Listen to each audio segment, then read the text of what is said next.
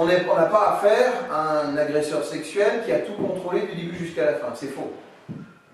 Au sens où il nous dit, il venait librement. C'est vrai. Ça ne veut pas dire qu'ils seront obligés de faire tout ce qu'il y a après, mais en tout cas, cette liberté d'aller et venir, c'est vrai. Il ne les a jamais forcés, kidnappés, ligotés pour venir. Bon. Deuxièmement, il y a le fait qu'il y a les jeux. Alors c'est vrai, les jeux, les cadeaux, les avantages liés au contexte à venir dans ce lieu. Donc c'est une attractivité, c'est comme un parc d'attractions Disneyland sexe. Sauf que, voilà, on y vient effectivement pour d'autres choses que faire du manège. Ou alors c'est manège enchanté version sexuelle.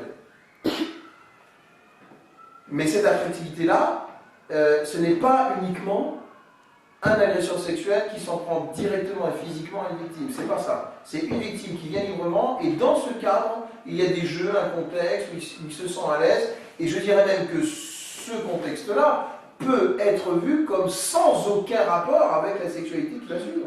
Parce qu'il peut y avoir des jeunes qui viennent faire des vidéos, puis ils s'en vont. Les jeunes qui peuvent avoir des cadeaux de fête d'anniversaire, puis ils s'en vont. Là, on ne parle que de quelques cas. Est-ce qu'on a dit que les 50, en totalité, quand ils sont venus, se faisaient tous laminer leur sexe? Non.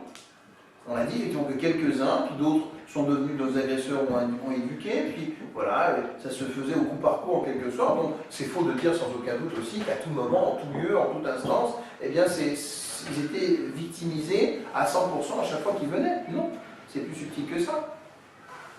D'ailleurs, il y en a même qui revenaient après leur mariage. C'est fou. Quand, troisièmement, ils deviennent agresseurs, c'est-à-dire que vraiment les éduqués deviennent éducateurs sexuels, donc deviennent un peu comme lui, quoi. L'école du crime, vraiment là. Les apprentis devenus maîtres en la matière.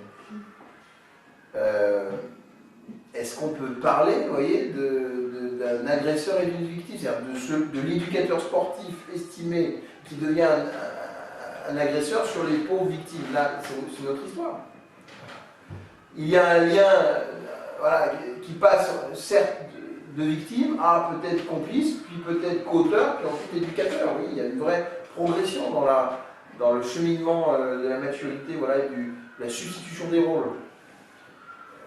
Donc, où voir la responsabilité propre à chaque éducateur, qui quelque part, imaginons, ils ont été violés à 15 ans, ils ont maintenant 30 ans, 25 ans, et ils font ça tout seuls comme des grands.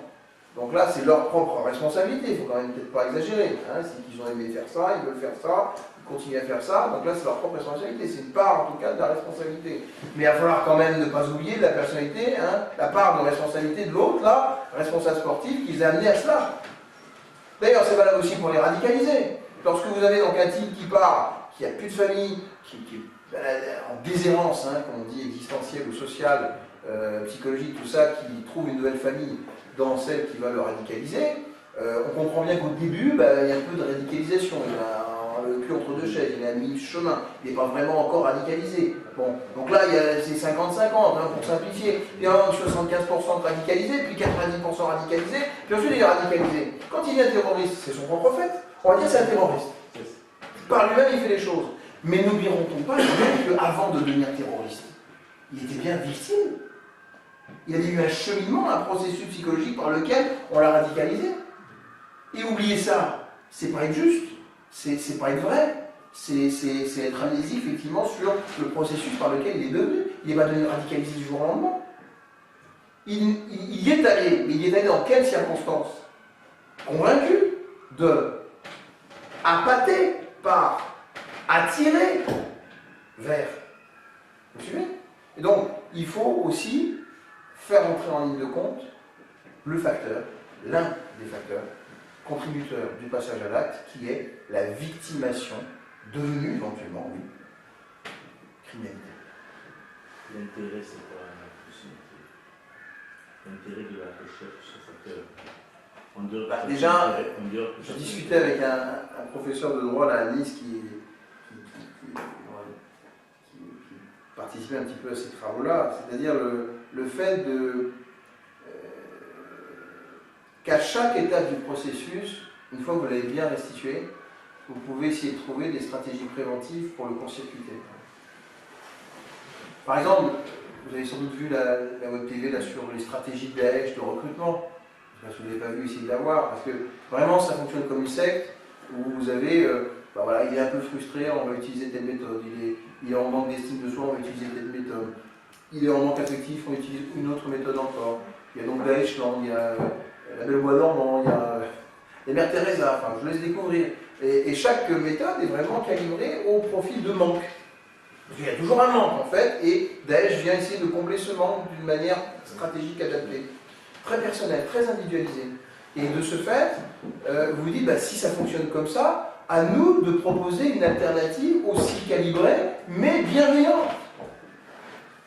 S'il manque de l'amour, il faut donner de l'amour. S'il manque d'estime de soi, il faut lui donner l'estime de soi. Si à un moment donné, donc, avoir une Kalachnikov en main, tirer sur des cibles factices dans un premier temps, puis des cibles réelles dans un deuxième temps, c'est son trip d'estime de soi, mais donnons-lui du sport, donnons-lui un vrai projet professionnel, donnons-lui quelque chose qui soit même très fun, de ce type, je sais pas, se jeter depuis un pont avec un élastique, ou faire voilà, du surf sur des... bon, peut-être pas du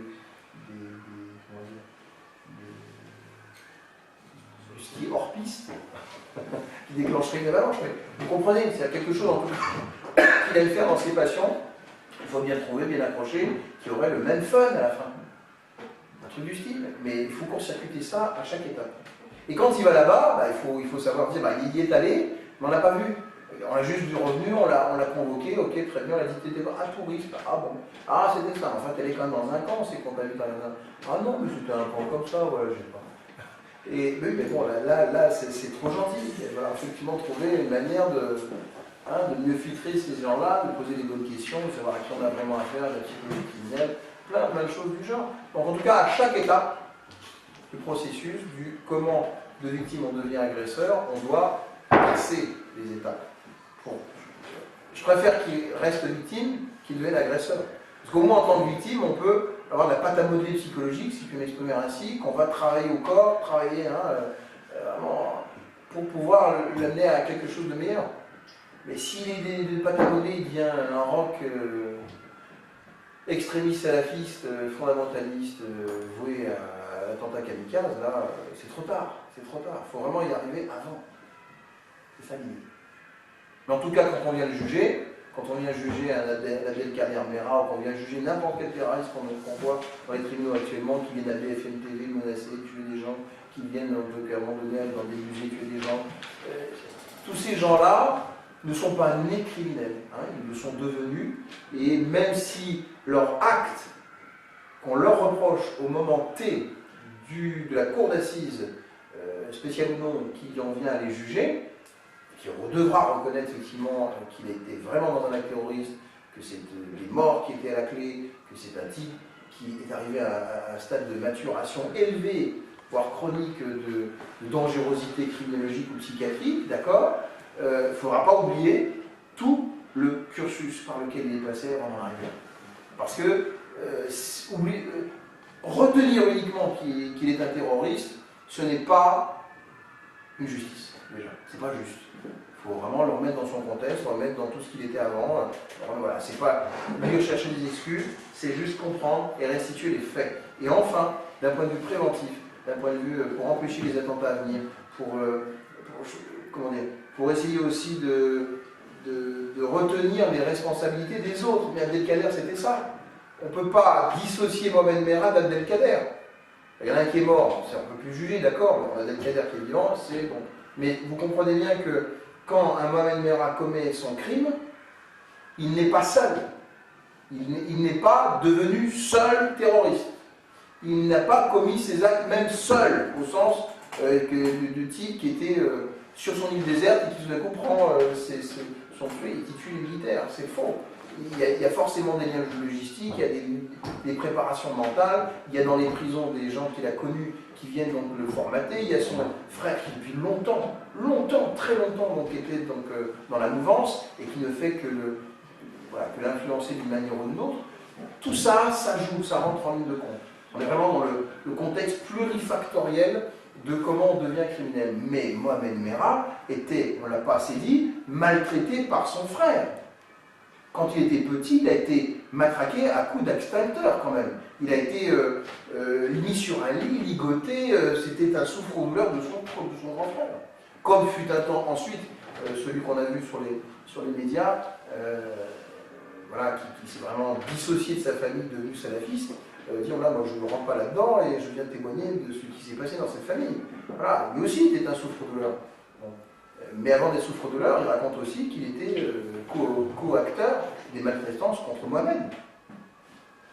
Voilà. Tout ça, vous voyez, très mouvant, très dynamique.